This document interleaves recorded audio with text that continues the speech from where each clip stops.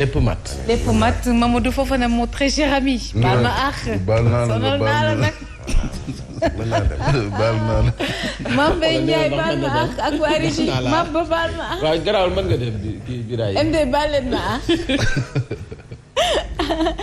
Bonjour à tous, c'est un plaisir de vous retrouver dans votre bloc d'information la matinale. Nous allons tout de suite développer le journal.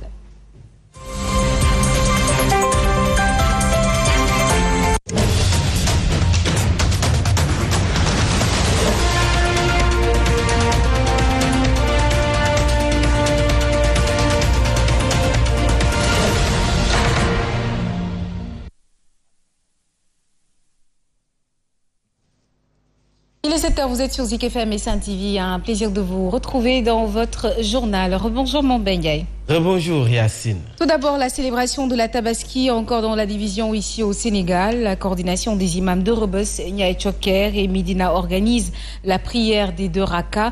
Aujourd'hui même, à 9h30, à la rue Dial Diop. La prière sera donc dirigée par le grand imam du plateau, El Hadji Oumar Diène. Le comité d'organisation demande d'ailleurs aux fidèles de respecter les mesures barrières. Covid-19 oblige et El Hadji Ravan Mbaye, imam de la grande mosquée Fenêtre Sotrac, informe également les fidèles que la Tabaski sera célébrée ce mercredi. El Hadji Ravan Mbaye invite également les fidèles à prier chez eux. La mosquée restera fermée.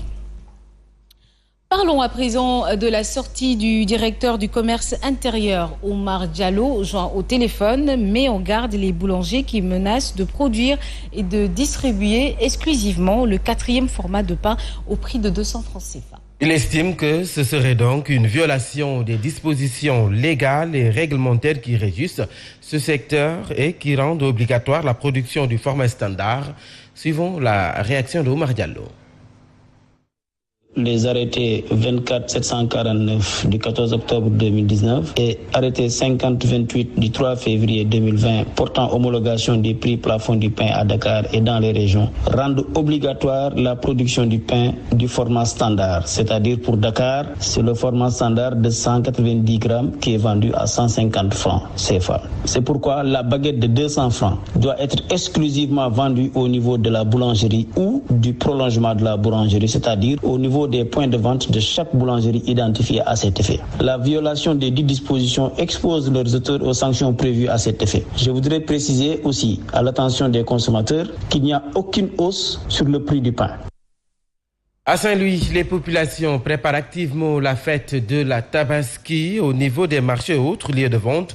Les marchands et autres vendeurs ont fini de stocker des sacs d'oignons et de pommes de terre et autres produits pour répondre donc à la forte demande des clients à l'occasion de cette fête religieuse. Sur l'avenue du Général de Gaulle, les vendeurs de tissus et autres accessoires occupaient les trottoirs pour exposer leurs marchandises, alors qu'au niveau des forails aussi, les moutons continuent d'arriver, mais les prix restent toutefois trop élevés selon beaucoup d'acheteurs.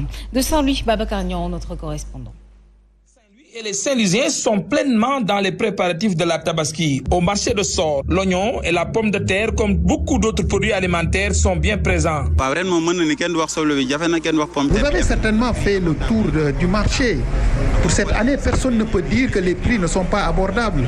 Vous voyez les sacs d'oignons et de pommes de terre, les prix sont tellement abordables. Sur la grande avenue du Général de Gaulle, les habits et autres accessoires sont exposés, mais certains clients soulignent le manque d'argent. Alhamdulillah, je suis en train de vendre. J'avais apporté beaucoup de stock de tissus, mais présentement, l'écoulement se passe très bien. Au niveau des coiffeurs, comme chez les tailleurs, les clients ont répondu à l'appel malgré la situation de Covid. Les chiffres d'affaires des années passées étaient plus rentables. Par rapport à cette année-ci, avec le 3e vague, on espère peut-être avoir des clients davantage, mais aujourd'hui, on est entre les méridiens, quoi. Il faut souligner aussi qu'au niveau des foirailles de Saint-Louis, un excédent de plus de 3000 moutons a été enregistré et les prix varient entre 75 et 130 000. Et puis ce mouvement d'humeur des techniciens et travailleurs du ministère de l'Agriculture et de l'équipement rural, ils ont donc décrété 10 jours de grève à l'issue d'une assemblée générale qui s'est tenue hier dans les locaux du ministère de tutelle. Ces travailleurs ont également entamé une grève de la faim pour dénoncer, entre autres, des affectations arbitraires, des mauvaises conditions de travail ou encore l'absence d'indemnités liées aux heures supplémentaires. Cheikh Ahmed Tidiane Seck, Mansour Ndiaye nous en disent plus. 10 jours de cessation de travail et l'observation d'une grève de la faim, les techniciens et travailleurs du ministère de l'Agriculture et de l'équipement rural ne lésinent pas sur les stratégies pour radicaliser leur lutte. Pour dénoncer la mauvaise qualité des semences, pour dénoncer le manque d'engrais, pour dénoncer également les statistiques agricoles. Le ministre, il a préféré sanctionner en m'affectant à Bakel. Il faut rappeler que c'est en moins de 2 mois, c'est la deuxième affectation que je viens de subir. Les travailleurs ont jugé nécessaire quand même, inacceptable. Cette décision arbitraire ne repose absolument sur rien du tout. Nous avons décidé d'observer un mot d'ordre de grève. Maintenant, nous appelons les organisations syndicales, à commencer par la synthèse. Nous interpellons directement Mody Guiro, parce que cela doit cesser. C'est une menace grave contre les libertés syndicales. Ce mouvement d'humeur décrété à la veille des fêtes de Tabaski risque de perdurer avant que les parties prenantes à la crise ne puissent à nouveau s'asseoir autour d'une table. Au moment où les spécialistes de la santé, de même que le chef de l'État, invitent la population à éviter au maximum les déplacements à l'intérieur du pays, des responsables de la mouvance présidentielle et pas moindre donc organisent aux finances des caravanes vers leur localité d'origine. Une attitude incompréhensible qui participe justement à discréditer davantage la parole des autorités dans ce combat contre le coronavirus. Un commentaire signé Fatima Diop. À quoi joue le gouvernement du président Macky Sall au moment où il demande le pot de déplacement aux Sénégalais à l'intérieur du pays pour la fête de l'Eid el-Kabir? Certains ministres et DG de son gouvernement font l'inverse. Rien que ce lundi, à moins de 24 heures de la fête, 575 nouveaux cas positifs au coronavirus ont été annoncés, sans oublier les 3088 cas du week-end, ce qui confirme la troisième vague tant redoutée. Mais force est de constater que ces recommandations de Macky Sall n'ont pas été suivies et que certains facilite même aux Sénégalais l'accès aux régions pour célébrer la fête de la Tabaski. En effet, à ces derniers jours, plusieurs hommes politiques et alliés du président Macky Sall ont organisé des caravanes un peu partout à Dakar et dans les régions pour permettre à tout un chacun d'aller fêter l'Eid el-Kabir. Il s'agit entre autres du ministre de l'Intérieur, du Commerce, du Sport, du Transport et même des directeurs généraux comme celui des domaines. Toutefois, il est important de dire que c'est une attitude noble en temps normal, mais en cette période de troisième vague, ces caravanes pourraient participer à la propagation du virus pour l'instant très présent dans la capitale sénégalaise. Et en raison de cette virulence de cette troisième vague, le gouverneur de Kaolack a interdit le concert de Wally Seck prévu le lendemain de la Tabaski, de même que celui de Ngaka Blindé plutôt. La région de Kaolack a enregistré donc plus de 70 cas de coronavirus. Et à Dakar, l'on semble avoir vaincu la peur du vaccin et s'être départi même des fake news qui l'alimentent. On assiste à un rush dans les structures sanitaires, ce qui fait bouger le compteur au niveau national. Selon le coordonnateur du programme élargi de vaccination, au total, plus de 611 000 personnes ont reçu leur première dose de vaccin. Suivons ces explications.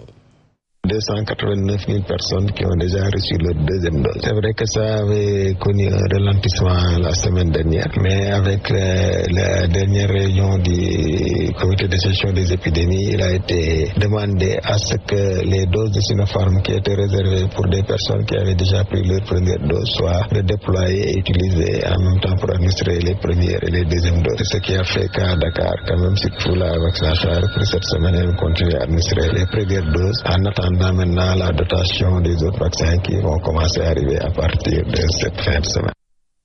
Et nous parlons à présent de cet hommage donc rendu au jeune policier tué le week-end dernier sur la route de Mbour où il était en fonction. Samba Biaye, renversé par un automobiliste, donc a été inhumé hier en présence de ses proches, collègues et autorités de la police. Tous retiennent du défunt un homme respectueux et professionnel. Revenons sur ces témoignages dans ce reportage signé par notre correspondant Alioune Badara Sonko.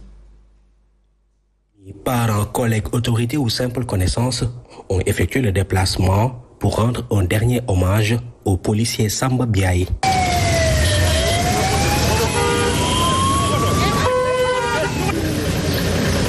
Ses parents et voisins, visiblement sous le choc, parlent d'une grosse perte. Partout dans le quartier, il rendait beaucoup de services aux gens. Vraiment, c'est un chagrin que nous avons au niveau de Salé. Venu assister à l'enterrement, le maire de la commune de Mbour invite les chauffeurs à la discipline. Le décès d'un policier qui faisait son travail, qui assurait notre sécurité. Et aujourd'hui, je peux dire que sa sécurité n'est pas assurée. Dans la mesure où un individu qui s'est mal comporté l'a heurté et a pris la fuite. Nous, au niveau du conseil municipal, au niveau de la mairie, au niveau de tous les Mbourois, vraiment nous présentons nos condoléances à sa famille, les condoléances les plus attestées. Samba Biaye, ce jeune policier de la 37e promotion, a été mortellement fauché dans la nuit du samedi par un véhicule 4x4. Il repose désormais au cimetière musulman de Salivelingara. Et nous allons dans la commune de Mbar, où tout est assez vulnérable, si on peut le dire comme ça. Les populations sont assoiffées, la santé est malade, l'éducation calcule son taux d'abandon à l'exponentielle. Une situation assimilée à un manque de vision de l'équipe municipale. Cependant, ces responsables politiques républicains veulent relever les défis en s'appuyant sur la coopération dans une dynamique d'action synchronisée. Le reportage d'Abdoulaye Diagne et Ousmane Diouf. 72 villages composent la commune de Mbar, un tonneau vide, dirait-on. 72 villages, Mbar devrait avoir au moins un centre de santé avec des médecins pour une prise en charge. Sur place, nos analyses et nos radios se font ailleurs. La sécurité est faible. Un poste de police serait l'idéal. Khadim Khol, candidat au municipal, compte s'appuyer sur la coopération pour placer la commune de Mbar sur les rampes de l'émergence. La possibilité de développer sa collectivité à travers la coopération. Moi, personnellement, je peux réussir le pari. Investi par ses responsables au conseil départemental, Ousmane Wade prêche pour l'unité. Kambar, il n'y a pas de division. Une unité d'ici et d'ailleurs. C'est la même dynamique qui va continuer dans le département. On travaille pour l'unité. Toutefois, il se prépare en conséquence pour un éventuel couplage des élections. Et puis retenez que certains responsables républicains du département de Gossas s'adaptent au schéma qui pourrait s'offrir dans l'organisation des élections. La thèse du couplage local législatif est agitée, cependant il reste imperturbable. Ousmane Wade, responsable APR dans le département de Gossas et par ailleurs administrateur du Fonds de l'habitat social au ministère de l'urbanisme, du logement et de l'hygiène publique.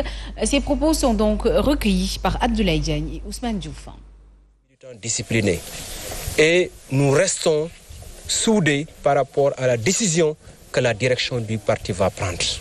Si le président de la République, avec l'ensemble des acteurs, parce que c'est un homme de consensus, c'est un homme de dialogue, décide pour une raison ou une autre de reporter les élections, nous allons applaudir. Et cela ne nous empêchera pas de continuer le travail. Parce que, je le rappelle encore une fois, ce qui importe pour nous, ce qui est le plus important pour nous, c'est les populations.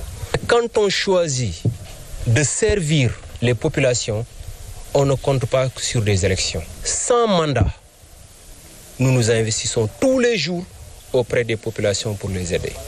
Donc, report ou pas, ce n'est pas important pour nous. Et il est 7h13, vous êtes sur Zik FM et Saint TV. Nous entamons la deuxième partie de ce journal.